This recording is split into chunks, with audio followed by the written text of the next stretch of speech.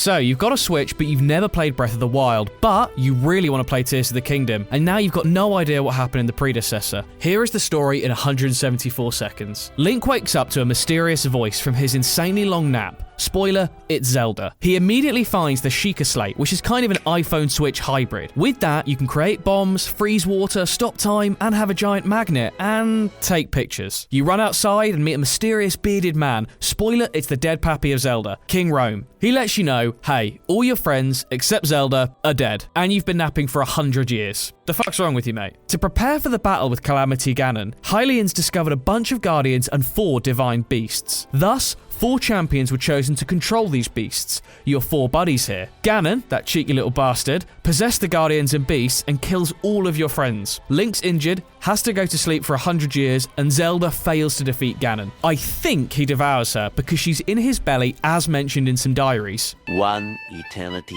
later. Link has forgotten pretty much everything by now, and he gets the story told to him through flashbacks that are triggered when you run to places in which he was 100 years ago. Link can now move completely freely in this open world, which means that the order in which he makes his way to the beasts doesn't really matter. These 4 divine beasts can be found in different regions, which are all inhabited by different races. Elephant Titan is at the Zorus, the fish people. There we have Prince Sidon, who's a descendant of the perished Mipha. Salamander Titan can be found on Death Mountain, so the volcano. There live the Gorons, the stone-eating stone people. And here we have Yonobo as a descendant. In the desert, we have the Camel Beast, and here live the Gerudo. The Gerudo are these giant, big, strong... Mummy?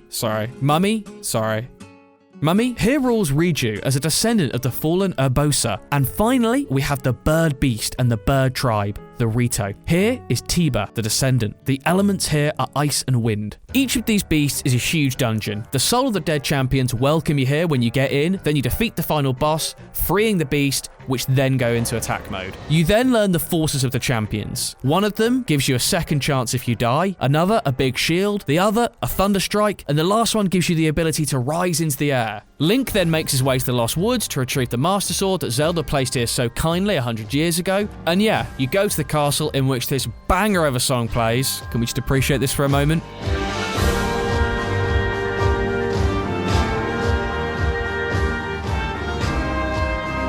Then there's the Calamity Ganon. You banish him, of course, with the help of Zelda, and everyone is happy. But then, 6 years later, saxophone solo.